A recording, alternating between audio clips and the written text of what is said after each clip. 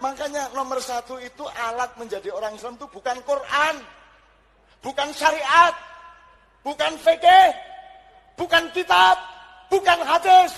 Alat utama akalmu, pikiranmu. Nggak terima, duel kita.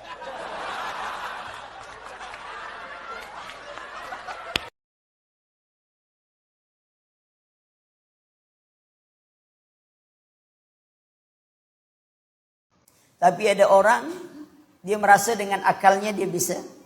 Lalu dia merasa tidak perlu taat kepada syariat Allah. Bahkan ingat, Allah beri kita akal itu untuk menerima syariat. Bukan untuk mengotak-ngatik syariat. Karena akal kita ini, pikiran kita ini, kalau berhadapan dengan syariat, dia hanya sebatas buang angin saja, tak bisa dikalahkan. Contoh, ada orang mau sholat, baru aja takbir, buang angin. Berwuduk lagi atau tidak? Wuduk, yang dicucinya apa? Anggota wuduk atau tempat buang angin? Menurut akal, apa hubungan anggota wuduk dengan tempat buang angin? Justru tempat buang itu tak ada dicuci dia sama sekali. Tak ada dicuci. Dia berwuduk, muka, tangan, kaki. Tempat keluar angin, tidak dicuci dia. Seharusnya, apa hubungannya seharusnya tempat buang angin itu yang dicuci. Tapi kalau kita lihat ada orang buang angin, mau kemana? Buang angin pak. Tak beruduk, dah pak. Saya cuci aja tempat buang angin gitu. Lalu dia sholat, apa dikata orang? Gila aja. Lihat, ketika akal itu ingin menentang syariat, baru bab buang angin saja, sudah kayak orang gila dia pak. Lalu bagaimana dunia yang besar ini, problem hidup yang besar ini, yang Allah katakan wa in tanaza'tum fi syai'in farudduhu ila Allah wa rasulih. Apabila kalian berbeda pendapat tentang suatu, kembali kepada Allah dan Rasul. Dia ingin kembali kepada pikirannya. Mana yang lebih gila? Akal. Akal alat untuk menerima syariat. Pikiran adalah alat untuk memahami apa yang di luar diri dan apa dalam diri. Maka orang berpikir dengan berakal itu berbeda. Setiap orang berakal pasti berpikir. Setiap orang berpikir belum tentu berakal. Contoh, anak kecil yang belum baligh, kalau dia melanggar syariat, dihukum atau tidak? Dia belum baligh, tidak kena hukum. Kenapa dia tidak dihukum? Karena kita bilang belum berakal. Oke? Orang gila melanggar syariat, dihukum atau tidak? Tidak. Kenapa? Karena kita bilang juga dia tidak berakal. Kenapa anak kecil tadi tak disebut orang gila? Kalau dua-duanya sama tidak berakal. Dua sudah tuh. Yang ketiga, orang tidur melanggar syariat, mimpi berzina, dihukum atau tidak? Tidak. Kenapa? Kalau tak punya akal, payah juga. Akalnya masih di situ. Masalahnya akal itu dipahami dulu. Akal itu alat untuk menerima beban syariat. Anak kecil sudah punya akal, tapi alatnya belum berfungsi kecuali setelah baligh. Orang gila punya akal, tapi akalnya sudah rusak.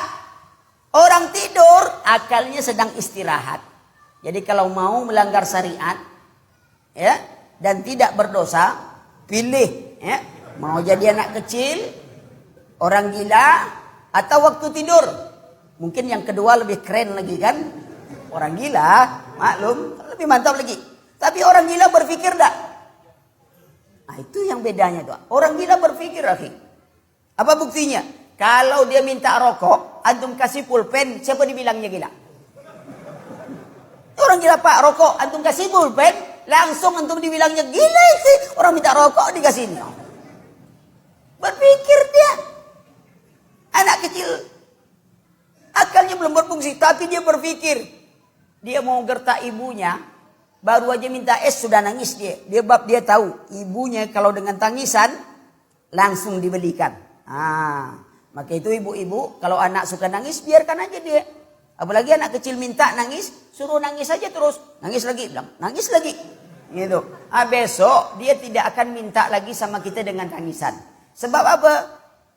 Diminta nangis pun tak akan dibagi. Tapi kalau dia sudah dapat sekali saja menangis dan ibunya ketakutan, udah baru tunjuk saja dia nangis dia tuh. Ya, itu ada. Kembali kita. Jadi Allah berikan pikiran, hati untuk memahami ayat Allah, mendengar ayat Allah, penglihatan agar hidup kita ini dilakukan untuk taat kepada Allah Subhanahu wa taala. Ketika manusia punya hati tak mau memahami agamanya, punya pendengaran tidak mau mendengarkan ayat Allah, punya penglihatan tidak melihat keagungan besar Allah, hidupnya tidak dilakukan untuk taat kepada Allah. Manusia yang disebut Allah laqad khalaqnal insana fi ahsani taqwim, apa kata Allah? Tsumma radadnahu asfala safilin. Kami turunkan mereka pada derajat yang paling hina. Walaqad zara'na jahannam katsiran minal jinni wal ins lahum qulubun la yafqahuna biha wa lahum a'yunun la yabsiruna biha wa lahum adhanun la yasma'una biha ulaika kal an'am bal hum adall ulaika humul ghafilun. Kami penuhkan isi neraka jahannam dari golongan jin dan manusia. Mereka punya hati tidak memahami ayat Allah, mereka punya pendengaran tidak mendengar ayat Allah, mereka punya melihat tidak melihat keagungan kebesaran Allah. Ulaika kal an'am, mereka seperti binatang, bahkan mereka lebih hina dari seekor binatang yang paling hina. Hidup kita mengenal Allah. Allah berikan begitu besar nikmat agar kita bisa hidup dengan tuntunan Allah untuk ibadah kepada Allah.